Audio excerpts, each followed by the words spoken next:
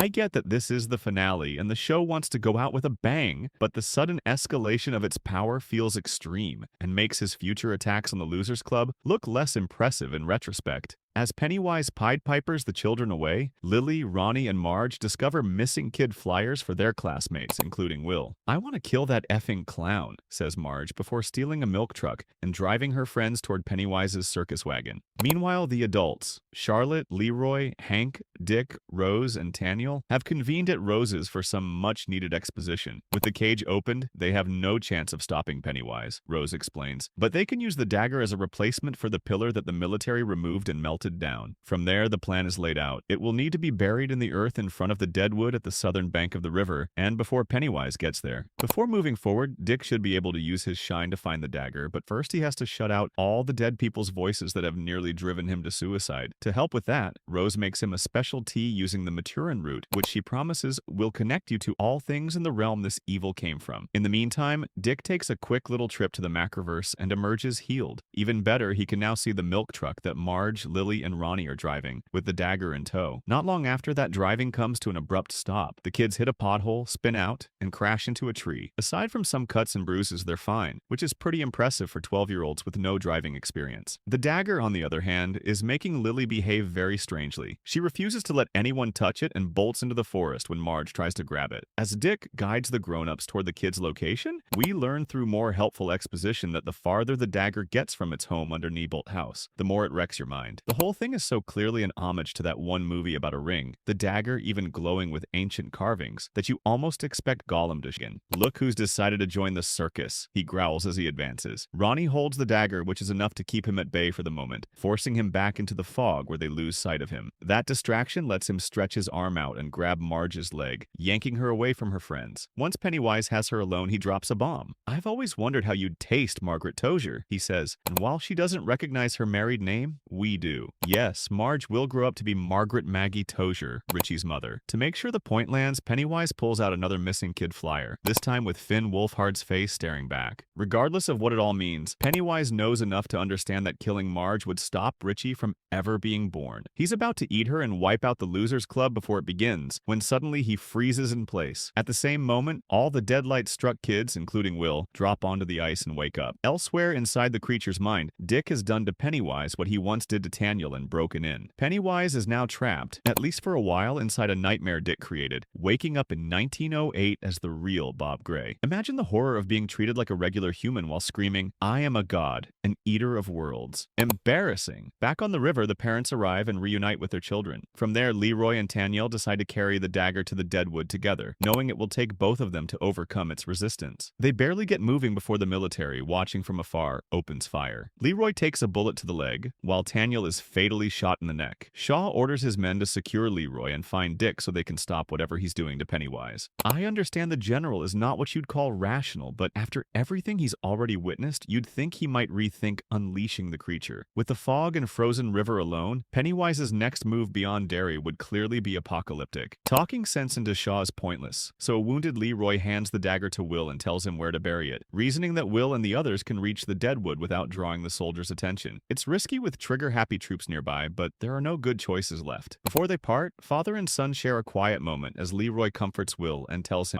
"All these years, wondering if you were real or just a little boy's nightmare. Look at you, you're both," he says to the frozen clown. Shaw invested a massive amount of effort and resources for someone who supposedly doubted the creature's existence. Right then, Dick loses his grip on Pennywise, who snaps awake. Shaw's weak reassurance, "It's okay, you're free," does nothing. Pennywise remembers their encounter in 1908 and quickly eats the general's face. At the same time, the kids push closer to the deadwood, while the dagger fights them every step of the way. Fully awake and freshly fed, Pennywise skips across the ice to stop them. Leroy overpowers the soldiers long enough to grab a gun and blows the clown's head off twice, but there's only so much damage you can do to a god. Even when the kids reach the deadwood, they lack the strength to drive the dagger into the ground. When Pennywise transforms into a massive bird, more bird bat dragon than anything else, it feels like the end. Then something unexpected happens. The ghost of Rich appears to help. It's a motherfucking miracle, as Dick puts it. With Rich's help, the kids finally sink the dagger beneath the deadwood, blasting the Pennywise bird back onto the ice with a beam of light. Back in clown form, his face flickers through past versions before erupting in fire and light. The cage is restored and Pennywise settles in for a long sleep.